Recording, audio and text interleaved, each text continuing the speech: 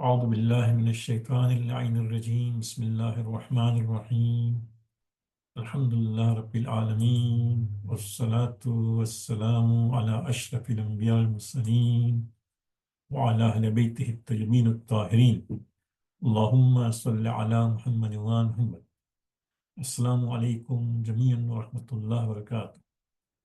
Alhamdulillah, all praise belongs to Allah subhanahu wa ta'ala for granting us the opportunity to get together via Zoom after Fajr prayers. Some of you may not be, for example, perhaps in Canada, so it's different time, but we have just completed our prayers in Taqibat now. We started discussing a beautiful dua which is recited at the time of Sahari. So before Sahari or before you go to sleep, you can recite this thing. I remember when I was young, I told you the first time we used to hear this dua was in the book Najat al-Sa'imeen, long before we started using the Fatih and Ameen of Ramadan devotions. So we used to recite this dua, and I remember very clearly that in Africa we used to have Salat, then we go home, have iftar, then come to Imam Barga, then the Quran Khani starts, then dua, and then of course the lecture. So at the time of dua, when we recited all the duas at night, this was also dua was recited, which is fine because it's almost like there's not Sahari time. At least we have done Isha and Iftar and the Quran Khani. But then the interesting thing is, as you can see how people sometimes, we do things without thinking. So this kind of particular practice that this was dua was being recited with other duas on the nights of Ramadan, people also, when I came to Edmonton in 1987 as a resident alim, we had very long days in summer, very long days, subhanAllah. And we will have, for example, all the programs before iftar, and then of course, time for namaz comes, we had iftar. So among the duas which we cited, of course, dua iftitah and other short duas and darsa and lecture before namaz, because the days were longer in summer. But even then, they used to recite this dua. So I was wondering that what is this? This is dua for Sahari and they're reciting it before iftar. Then I realized that it is just how we people do. When somebody starts something, we just go on following it. We don't question. We don't, for example, seek the wisdom. It clearly said, though by the time when we reached Edmonton 87, by that time books in English was already appearing.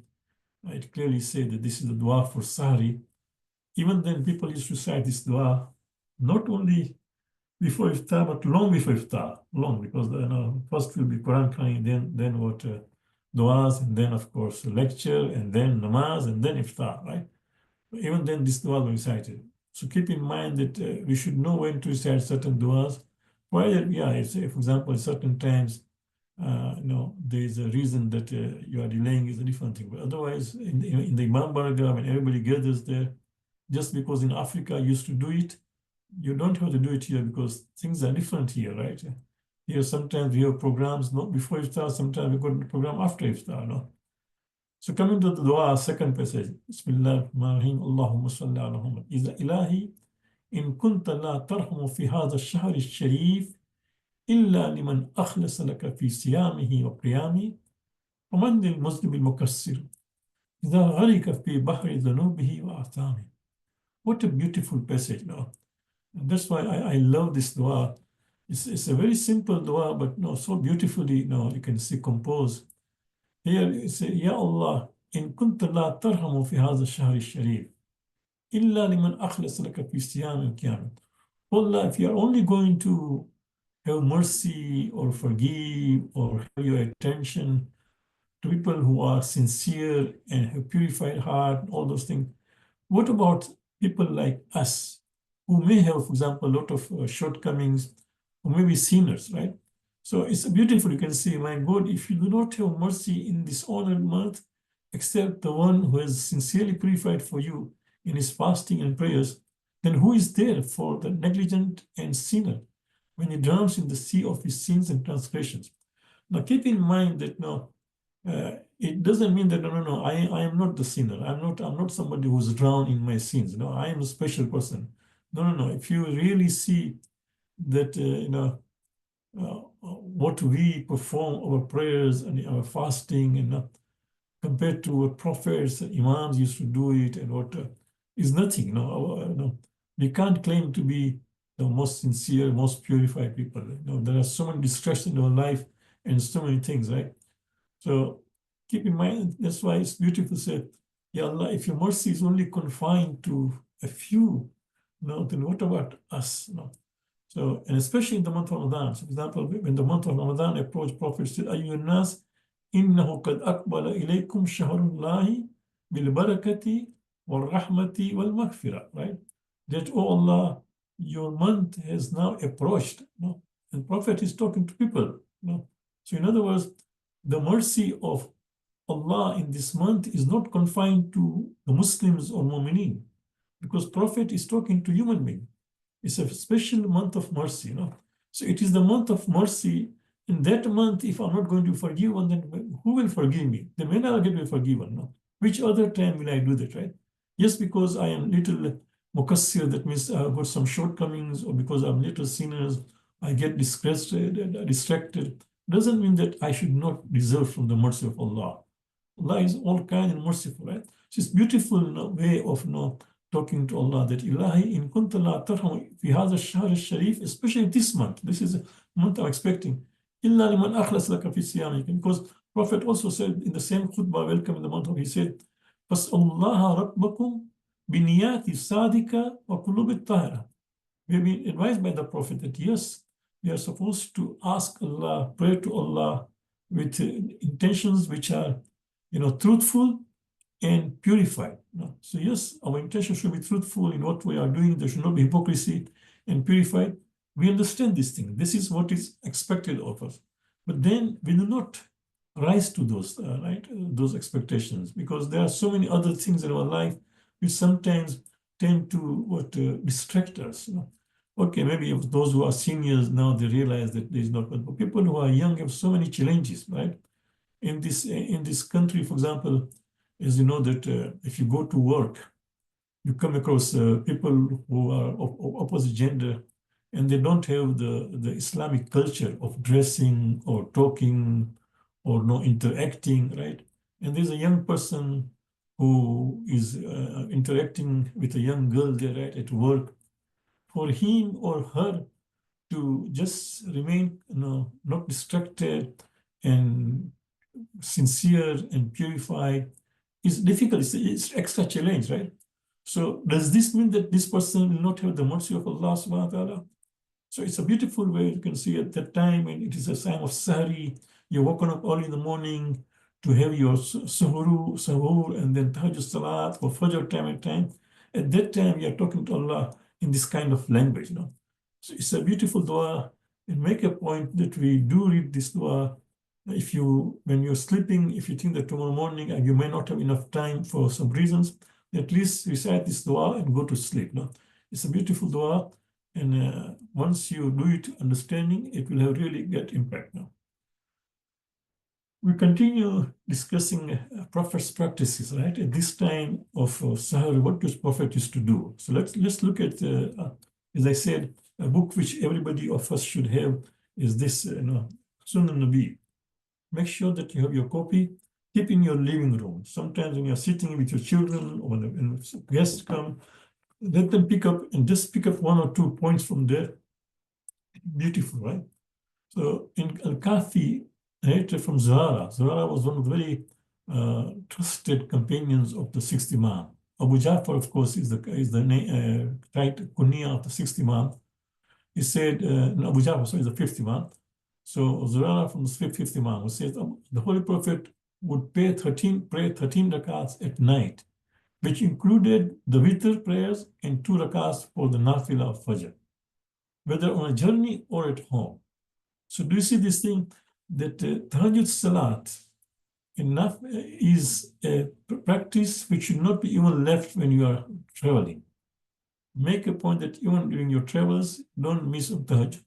Prophet used to do this both on journey and home. And mind it, in Prophet's journey, Well, not like for our journey, we go for pleasures, or for example, just in the prophets, if you see his life history, if he had to travel, it was because of war, right? Battles, there were so many battles, he had to go out, or he had to travel because he had to go from Makkah to Medina when he did Hijrat, right?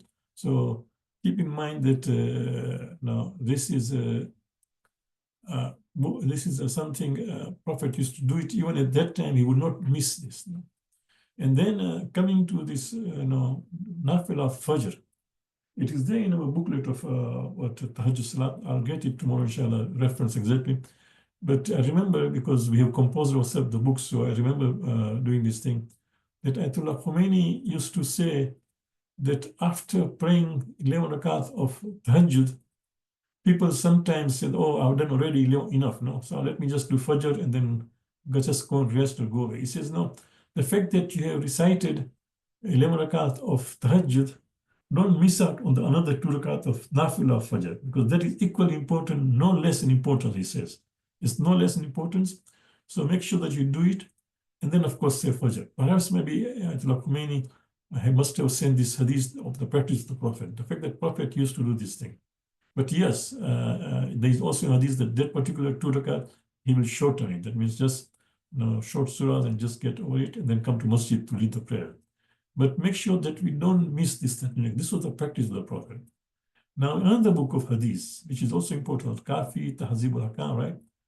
Abu Abdullah, this is the sixth Imam. Now, this narrator says, I heard Abu Abdullah saying, as he recollected the prayer of the Holy Prophet. Now, the sixth Imam is recollecting the prayer of the Prophet, how the Prophet used to pray. He would bring his ablution water, cover it, and place it near himself. So, subhanAllah, at night before sleeping, because we do not have those steps, right? So Prophet would take water, right? Keep it ready, cover it, right? And then place it near himself, And he would put his siwak under his bed. He also would take his siwak on his bed and then would sleep for as long as Allah will.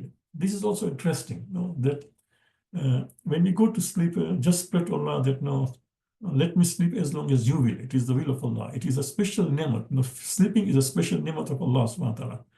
When he woke up, he would sit, turn his eyes towards the sky, recite the ayah from Al Imran, right? But this is, keep in mind that this verse is from Al Imran, which is also there in our Tahajjud booklet. You recite this ayah from 1992, is to be recited at that time. Look at the sky. But we'll come to this particular passage later on also as we progress now. But just I want to share with you one practice of the Prophet. Then he brushed his teeth and performed the ablution, after which he went to his place of prayer. So you can imagine, he wakes up, he looks at, he would sit. This is also important. Today, the doctors tell us that, when you get out of the bed, don't immediately just stand and come out. He would sit. Subhanallah, and there are medical reasons for that. They will tell you. Turn his eyes towards the sky, recited this ayat, which we'll inshallah discuss later on as we progress in the course. Then he brushed his teeth. It is so important. Why? He must have brushed his teeth before sleeping, right? Most probably. But even then, he's brushing his teeth. Why? Because now he's going in the presence of Allah subhanahu wa ta'ala. Do you see? In the presence of his brushed teeth, perform his wuzu, after which he went to his place of prayer. Again, you can see that within his house, there was a specific place of prayer. And this is important. Alhamdulillah, we in the West have houses which are big, extra rooms. Make a point that there is a special place you reserve for the prayer. And that place of the prayer should not be only for you, it's for the family. Let them gather there. It's a very good practice. I remember many years ago, I had gone to give the lectures in the month of Ramadan in South Africa. I'm forgetting the name of the place in South Africa. I went there. No, it was not Cape Town. It was, I think. So I went there, and then they asked me that you come from so far from Canada, and for us to bring another speaker, why don't you stay the entire month? And usually I go out in Ramadan only for 15 days. Other time I would prefer to be the family. But they requested, and it was so far, it was a small Jamaat, right? Durban, it was Durban. I went there, And then I stayed there for the entire month. And I was a guest at the place. The brother's name was Dr. Askar Maldina. Maybe many of you know, because at one stage he also was the president of our federation.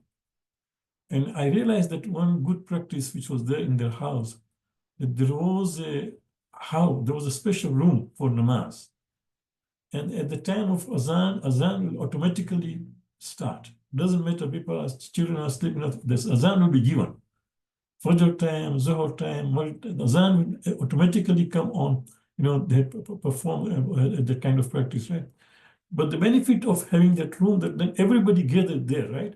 So automatically, even sometimes your sons and your daughters who are now, for example, teenagers and become big, even they'll be forced to come there. So you don't have to, for example, ask on them or go and knock the door. Are you awake? Have you said namaz? They automatically are there in the room, right? It became the practice of the family. And because I was there, then he insisted that I lead namaz Jamaat there. So since the Durban center was far from his home, and plus not even that safe, South Africa is very challenging when it comes to security. So we didn't go for Fajr prayers to the center. But then in his home, he has Fajr prayers there. So it's a very good place. You can see Prophet had a place of prayer. He performed 4 rakats with the duration of his ruku being equal to his recitation while standing. Now this is interesting, that his ruku will be as long as the time he spent in qiyam, in qiraat. So that means Surah Al-Hamd, another surah, whatever it may be, let's say 10 minutes, 5 minutes, whatever it takes, 4.5 minutes, 6 minutes, what it is, his ruku will be as long as that. And so will be sajda. In fact, the hadith continues, as you can see, there are 3 dots there, that people, when he would go to ruku, people would think that when he is going to rise. When you go to sajda, it took so long that people would think, family member, that when he's going to rise from sajda, right? He then returned to his bed and slept as long as Allah will. So you can see at night he would wake up, he would say 4 rakat namaz, and then he will again go to sleep as long as Allah will. Then he woke up and said and recited the ayat from Al Imran again. So the same thing is, although he's again waking up within the night, but the same routine starts. He sits, he recites those ayat from Al Imran, which we'll discuss later, inshallah. Then he brushes his teeth again, subhanAllah, because keep in mind, and I'm sure they don't mention here, but most probably, I don't think at that time, Prophet, when he woke up at night and recited 4 rakat, I doubt he ate anything. Otherwise, they would mention, right?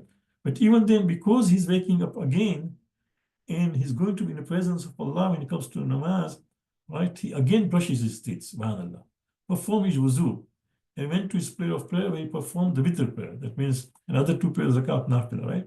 And then he left his house to go to masjid for the fajr prayer. Do you see? So subhanAllah, this is the practice of the Prophet, right? This is what Prophet used to do.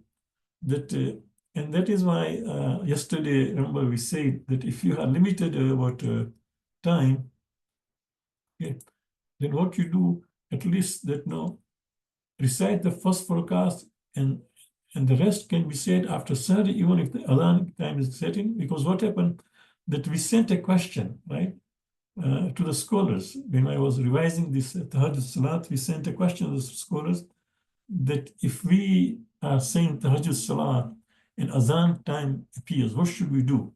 So the answer came that as long as you've done 4 rakats of prayer, this is Second Ratul Sistani, as long as you've done 4 rakats of nafila prayer of tahajjud, and then, for example, azan time comes in, you can continue doing your tahajjud salat, even if azan comes, and until that time, that just before fajr time goes, then you have to end, and then fajr time before namaz for fajr prayer. So you can see this was the practice of the Prophet, that he would wake up at night, he would perform 4 rakat, and then you again go and sleep, and then wake up and do the rest of the prayer. Here is, of course, not that you have to do this way. What I'm trying to do, for example, at night, because I can see some of the people who are present are also seniors, like I am, right? So seniors sometimes have challenges to remain asleep throughout. For example, they will go to sleep and suddenly at night they will wake up. So don't worry, it was not only you. Prophet also, you can see, Prophet did not die that old. Prophet died at the age of 63 years. So it was not just seniors. Today, for example, people are dying at 70, 80, somebody told me recently that no, if you are 70, it's just like 50 years of yesteryear, right? Because now things are changing, people are living longer. So even then, Prophet used to wake up, for example, and he said, as long as Allah wills. It's not that, for example, he was keeping a lamb. No, as long as Allah will, suddenly he woke up, he did his, he cleaned his, brushed his teeth, he did wuzu, said 4 rakats, again went to rest, right? So keep in mind that no, as long as you've done 4 rakats of Tahajjud Salat, then if you are running short of time, that just now Azan comes out to do my Sahri, so go and do your Sahri after 4 rakat. Do your Sahri, right? Brush your teeth properly, right? And then, that is important, brushing of teeth. Brush your teeth properly, then come and continue with Tahajjud and also until Fajr comes. So this is a practice you should keep in, right? Now, immediately when Prophet would wake up, what would he say? Now, this is one liner, is a beautiful liner. I'm sure some of you already are doing it, but if you are not, then just memorize this thing. Prophet, upon waking up, would recite the following. Alhamdulillah alladhi hayani ba'dama amatani wa ilayhi nushur. Subhanallah. You can see his belief, right, about the hereafter. This is the greatest thing. Prophet's success was partly on account of his strong practicing what he was preaching. He was a very, very strict, practicer of what he was preaching. Very much, The last thing he would do is to practice, to preach something or teach something which he would not do it. We have a famous, example in his life, all of you know, that once a mother came with his son and said that, please advise my son not to have a lot of honey, right? Prophet said, come after 3 days, right? And then when she came again, and Prophet just said that, oh young son, just take care, not eat a lot of honey, right? And so the companions protested. They said, Prophet, why did you make this lady come again? If you just wanted to give this simple example to this child, why did you make? And they said that day I had taken honey myself, right? So imagine, although Prophet was not overtaking honey like this boy was doing it, but the fact that he had taken honey the same day, he did not find it appropriate to tell that boy that don't take honey. This is how Prophet was, right? So look at his belief of the here. He says, Alhamdulillah alladhi ahayani ba'dama amatani. All praise belongs to Allah who has enlivened me. That means has given me life again, anew after having caused me to die. Because every sleep is actually short death, right? The hadith says that sleep is the sister of death, right? So when a person goes to sleep, Quran is telling us, there's ayat of Quran. Quran says that when you go to sleep, actually the ruh is taken away from our body, except that the ruh does not get disconnected totally, but the ruh is away, right? If Allah decides that, okay, my death is this evening, for example, so when I go to sleep, my ruh is taken, and then that ruh will not be returned to my body. That's how I'll die. But if Allah decides to grant me still life after this evening, that ruh will come back to my body and I'll continue. So see what Prophet says, Alhamdulillah alladhi ahyani ba'dama amatani. Praise belongs to Allah who has given me life again after having caused me to die. Wa ilayhi nushur, but at the end of the day, of course, to him is resurrection. That means, of course, going back is to Allah subhanahu wa ta'ala. So whether I die today and go to Allah today, or whether I die after 1 year, that is the same. I'm still going to go to Allah subhanahu wa ta'ala. But see how beautiful he says, and keeping into mind the theology, right? About life after death, what happens, and Quranic teaching that every sleep is a death until that Allah returns. He is captured within this dua, right? So beautifully. And the fifth Imam used to say, Alhamdulillah, radda alayya ruhi. Right? It's the same way, but it's slightly different, right? In the fifth Imam is also the same kind of knowledge about idea comes, but he just says now that if I have given life again, what will I do? Why has Allah given the opportunity, right? If Allah has, for example, today I go to sleep, and tomorrow morning, if you still see me conducting the class, that means I woke up awake, right? So Imam is telling us that if I Allah gave me that opportunity. Why? He says, "Ahmedahu wa'budu," so that I praise Him and I continue worshiping, right? So that is the most important of everything. It's not that, oh, I had some unfinished businesses that Allah gave me life that I should know, go and draw money from my bank, or for example, you know, perhaps take care of my domestic affairs and all this. No, those are all minor. Main thing that Allah has given life again, so that I continue praising Him and I do His ibadat, right? So beautiful. Sheikh Abbas Qumi has a book, Mafatul Jinan, which all of us know. But Mafatul Jinan, not the current print. The current print does not have, but the initial print, when it was printed, even during my time, when I used to see it, right? Even in some of the masajid, you can still find some old prints that on the side, Hashia. Hashia, that means on the side, there was another book known as Baqiyat al-Salihat, right? He would have those. In this Baqiyat al-Salihat, he says that some reports indicate that Prophet would go to sajda upon waking up and then say the word session. So immediately after, waking up, he will go to sajda thanking Allah that you're going live again. Then he would just come and get out of sajda and then he say, Alhamdulillah, ladhi ahyani ba'da ma amatani, right? So it's a beautiful practice that if you can, keep a turba near your bed and there is enough space there that you don't get hurt. For example, it's nighttime, it's dark, right? Especially, for example, if you don't want to disturb your spouse or somebody there, right? So you very discreetly just take your turba, just get down from the bed, do sajda, and then recite this particular sentence. So these are some of the practices of Prophet during Sahar he used to do. Any questions, any clarifications?